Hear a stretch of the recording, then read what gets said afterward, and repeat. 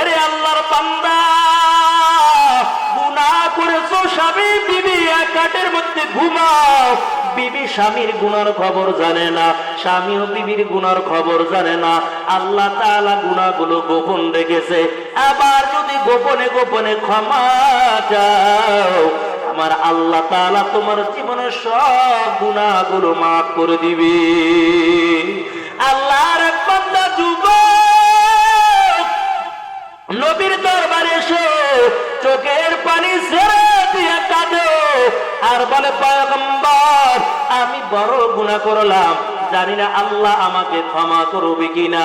মায়ার নবী বলে, তুমি খাঁটি দিলে তওবা করে নাও, আল্লাহ তাআলা তোমার জীবনের সব গুনাহগুলো মাফ করে দিবে। তারপরে যুবক চোখের পানি ছেড়ে দিয়ে কাঁদে আর বলে, পয়গম্বর, আমার দিলে সাক্ষী দেয়, এত বড় গুনাহ করলাম, আমার আল্লাহ বুঝি আমাকে মাফ করবে না। এরে আল্লাহর গোলাম, মায়ার নবী আবার ডেকে বলে, এরে যুবক, আমার আল্লাহ তোমার সব জীবনের গুনাহগুলো মাফ করে দিয়েছে। যখন তুমি কালিমা পড়ে মুসলমান হয়েছো, আল্লাহ পিছনের সব গুনাহ খাতা মাফ করে দিয়েছে। তারপরে যুবক নবীর সামনে বসে বসে কাঁদে। আল্লাহর নবী বলে, এখনো কেন কাঁদো? ওই যুবক দেখে বলে, পয়গম্বর, আমি এত বড় গুনাহ করলাম, আমার গুনার খবর আমার মা জানে না। আমার গুনার খবর যদি মা জানতো, মা আমার সামনে থেকে খাবারে পেরেকটা টেনে নিয়ে যাইতো। আমার গুনার খবর যদি আমার বাবা জানতো,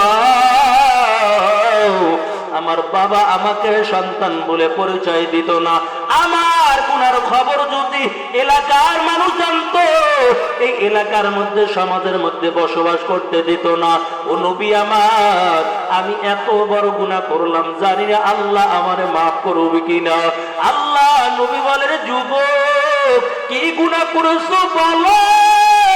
ওই যুবক চোখের পানি ছেড়ে দিয়া বলে, নবী আমার, আমার জীবনে এত বড় একটা অন্যায় করলাম। আমি বড় একটা আমার খারাপ অভ্যাস ছিল, মানুষ যখন দুনিয়ার থেকে বিদায় হয়ে যাইত, ওই মানুষটাকে যখন দাফন কাফন করত, মানুষটাকে যখন কবরের মধ্যে রাখতো, ও নবী আমার, আমি গভীর রাত কবরের মাটিগুলো সরাইয়া আস্তে আস্তে করে কাপনে কাপড়টা আমি নিয়ে আসতাম। এই কাপনে কাপড়টা বাজার বিক্রয় করতাম, বাজার বিক্রয় করে করে আমার জীবনটা চালাইতাম। ও পয়গম্বর, তবে একদিন আমার জীবনে এত বড় একটা গুনাহ করলাম। ও নবী আমার, আমার চুরির অভ্যাস শুরু যায়। আমার এলাকার মধ্যে একটা সুন্দরী যুবতী, একটা মেয়ে দুনিয়া থেকে বিদায় হয়ে গেল। আমার চুরির অভ্যাস অনুযায়ী আমি গভীর রাত্রে যুবতীর কবরের পাশে দাঁড়াই, আস্তে আস্তে করে কবরের মাটিগুলো আমি সরাই। ও নবী আমার, যখন কবরের মাটিগুলো আমি সরাই, আস্তে করে কবরের মধ্যে নেমে যাই, ওই মেয়েটার গায়ের থেকে পাঁচখানা কাপড়ের কাপড় আমি টেনে টেনে খুললাম। পাঁচখানা কাপড়ের কাপড় খোলার পর আমি যখন কবর থেকে উঠে রওনা হই, আমার নফস আমাকে ধোঁকা দেয়, এরে যুবক, কেমন করে তুই একা এখন মেয়েটাকে রেখে যাও? তোমার যৌবনের চাহিদা তুমি মিটাও। বারবার আমার নফস আমাকে ধোঁকা দেয়। ও নবী আমার, আমার নফসের ধোঁকার মধ্যে আমি পড়ে গেলাম। আমার নফসের ধোঁকার মধ্যে পড়ার পর এই কবরের মধ্যে মেয়েটার সঙ্গে আমি জেনা করলাম। জেনা করে আবার যখন উঠে রওনা হয়, আমার কানের মধ্যে মেয়েটার কণ্ঠের আওয়াজ ভেসে গেল, এরে যুবক, তুই তো আমাকে নাপাক বানাইছো। কেমন করে নাপাক বানাইলা? দুনিয়ার জমিনের মধ্যে আমি পর্দার মধ্যে ছিলাম, দুনিয়ার জমিনের মধ্যে আমি বেগানা পুরুষের সঙ্গে দেখা দেই নাই, দুনিয়ার জমিনে আমার সতীত্বকে আমি নাপাক বানাই নাই। কারণ কিয়ামতের ময়দানে আল্লাহর সামনে আমার দাঁড়াইয়া হিসাব দেওয়া লাগবে। তুই আজকে কেমন করে আমাকে নাপাক বানাইছো বল? কেমন করে এখন আমার মালিকের সামনে আমি নাপাক শরীর নিয়ে দাঁড়াইব? ওয়া আম্মা মান খাফা মাকামা রাব্বিহি ওয়া নাহান নাফসা আনিল হাওয়া ফাইন্নাল জান্নাতা হিয়াল মাওয়া। আল্লাহ দুনিয়ার মানুষদেরকে জানায়, মালিকের সামনে দাঁড়ানোকে যারা ভয় করিয়া গুনার কাছ থেকে যারা ফিরে থাকবে, আল্লাহ বলেন কিয়ামতের ময়দানে তাদের কোনো চিন্তা লাগবে না, বরং আমি আল্লাহ তাদেরকে জান্নাতের মেহমান বানাইব। हर के दारत हौ पे हक दर दिल मदम जन्नतुल मावा दे हजूरा मकम बेहश्त आजाब के आजारे नबाशत कसेरा बकसे कारे नबाशत जन्नतु दुजुक से या रब क्या करूं আরজু হায় মাই তুঝে দেখা কর।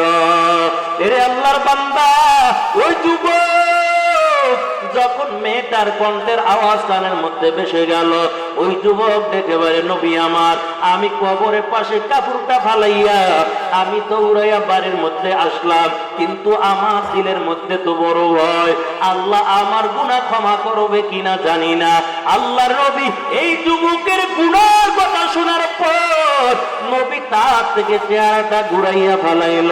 যুবক আমার নবীর কাছ থেকে উঠে চলে গেল। না জানি আল্লাহ রসুল এখন আমাকে বদদুয়া দিয়া দেয়, রসুলের বদদুয়া পাওয়ার ভয় ওই যুবক নবীর কাছ থেকে চলে গেল।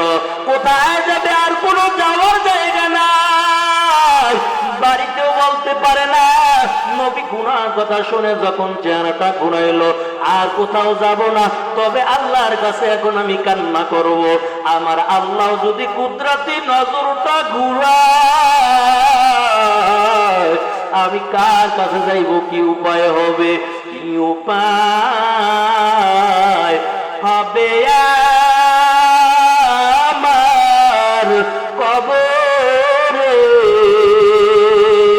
একা একা কেমনে থাকবো ওই কবরে। এরে নবীর উম্মতের দল, ওই যুবক জঙ্গলে যাইয়া চোখের পানি ছেড়ে দিয়া কাঁদে আর বলে, আল্লাহ তোমার বন্ধু আমার গুনার কথা শুনিয়া আমার থেকে চেহারাটা ঘুরাইলো, আয় আল্লাহ তুমি যদি তোমার কুদরতি নজরটা ঘুরাও, বলো আমি কার কাছে যাইব।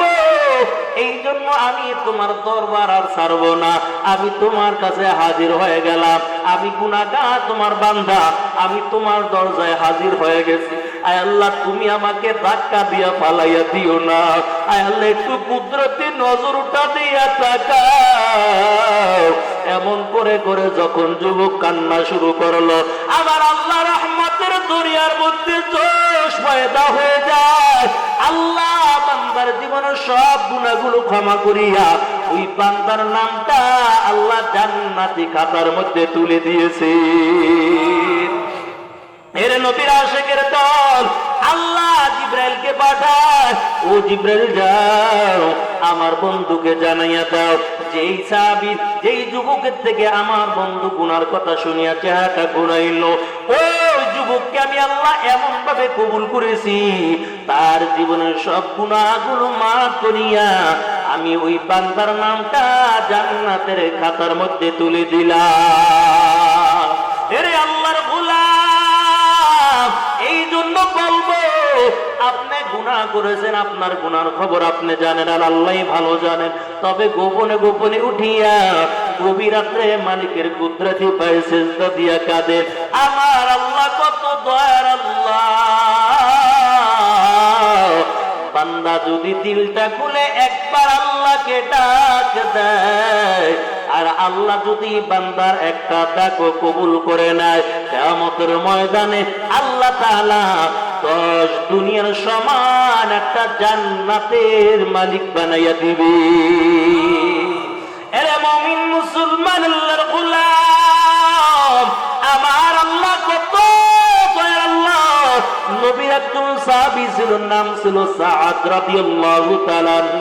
বয়স হয়ে গেল, এই সাহাব দেখতেও ভালো দেখা যাইতো না, সাদের চেহারাটা ছিল বড় কালো। বিবাহ দুনিয়ার জমিনে করতে পারে না, কারণ কোন মেয়েরা তাকে পছন্দ করে না। সাদ রাদিয়াল্লাহু তাআলা আনহু একবার নবীর সামনে যাইয়া চোখের পানি ছেড়ে দিয়া কাঁদে। নবী বলে, সাদ কেন কান্না করো? ওই সাদ বলে, নবী আমার, এই জমিনের মধ্যে কোনো মেয়ে আমাকে পছন্দ করে না, আর আমি বিবাহ করতে পারি না। তবে কিয়ামতের ময়দানে না জানি আমার আল্লাহ যদি আমাকে না পছন্দ করে, আমি সাদের কি উপায় হবে? সাদকে আল্লাহর নবী বলে, ও সাদ, চিন্তা করা লাগবে না, আমি নবী বলে দিলাম, এই মদিনার মধ্যে সবচেয়ে সুন্দরী রূপসী মেয়েটা আমি নবী তোমার সঙ্গে বিবাহ দিয়া দিব। সাদ রাদিয়াল্লাহু তাআলা আনহু বলে, ও পয়গম্বর, এটা কেমন করে সম্ভব? আমার সঙ্গে তো কোনো কালো মেয়েও তাও বিবাহ বসতে চায় না। আল্লাহ রাসূল বলেন, সাদ চিন্তা করিও না, এই মদিনার জমিনের মধ্যে সবচেয়ে সুন্দরী মেয়ে এবং সবচেয়ে ধনট্ট ব্যক্তি, টাকাওয়ালা ব্যক্তি ইবনুল ওয়াহাব, ওই ইবনুল ওয়াহাবের সুন্দরী মেয়েটা, যাও যাও তুমি বিয়ার প্রস্তাব নিয়ে যাইবা, আমি নবীর কথা বলবা, ওই ইবনুল ওয়াহাবের মেয়েটাকে তুমি বিবাহ করবা। সাদ বলে, নবী আমার, কালো মেয়ে তো আমার সঙ্গে বিবাহ বসতে চায় না, কেমন করে মদিনার বুকের মধ্যে সবচেয়ে সুন্দরী মেয়েটাকে বিবাহ করব? এমনও হতে পারে এটা সম্ভব হবে না। আল্লাহ নবী বলে, সাদ যাও যাও, আমি নবীর কথা তুমি যাইয়া বলবা। ইবনুল ওয়াহাবের বাড়ি হাজির। সাদ রাদিয়াল্লাহু তাআলা আনহু বলে, আল্লাহর পয়গম্বর আপনার কাছে পাঠাইলো। ইবনুল ওয়াহাব বলে, কেন পাঠাইছে বলো? আপনার নাকি সুন্দরী রূপসী একটা মেয়ে আছে। বলে, হ্যাঁ, আমার সুন্দরী একটা মেয়ে আছে। আপনার মেয়েটা আপনি আমার সঙ্গে বিবাহ দিবেন, আল্লাহ রাসূল পাঠাইছেন। আল্লাহ রাসূল যেহেতু বলেছেন, আমি বিবাহ করার জন্য হাজির হয়ে গেলাম। মেয়েটা ঘরের পাশে পর্দার আড়ালে থাকিয়া সাদের সব কথাগুলো দাঁড়াইয়া দাঁড়াইয়া শুনতেছে।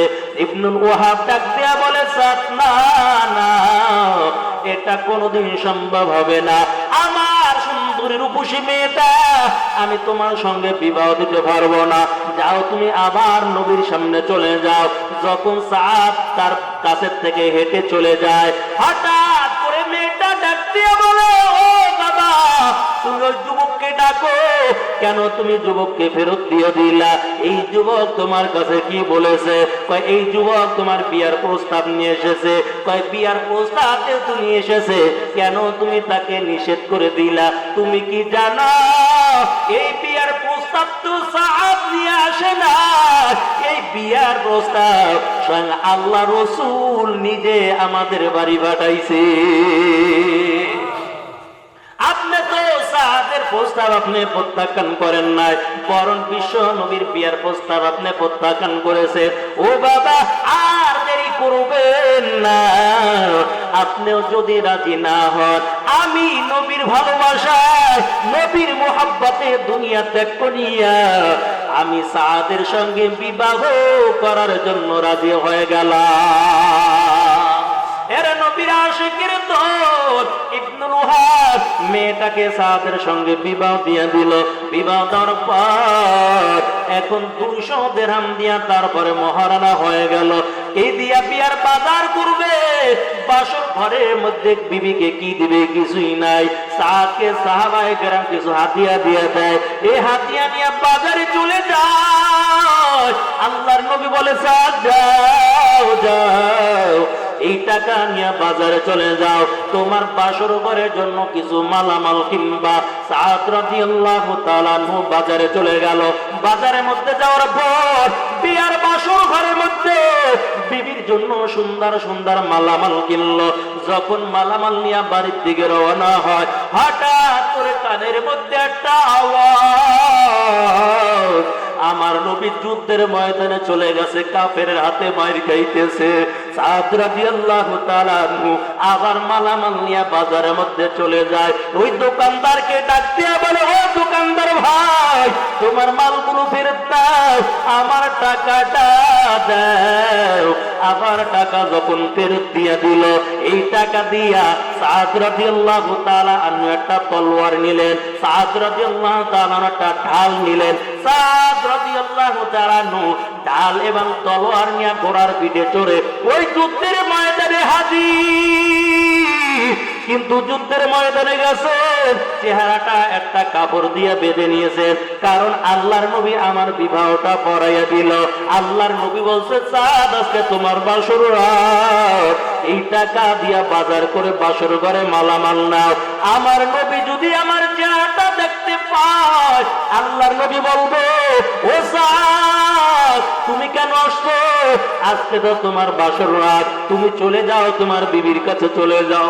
না না, আমি বাসর ঘরের মধ্যে বিবি নিয়ে আনন্দ করব, আর আমার নবী যুদ্ধের ময়দানে মার খাবে, এটা হতে পারে না।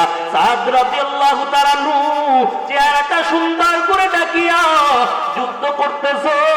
যুদ্ধ করতে করতে হঠাৎ একটা তীর সাদের কলিজার মধ্যে, বুকের মধ্যে ঢুকে গেল। সাদ হঠাৎ করে ঘোড়ার পিঠের থেকে কাইতে জমিনে পড়ে যায়, জমিনের মধ্যে ছটফট করতেছে। সাহাবায়ে কেরাম দৌড়াইয়া তার কাছে হাজির।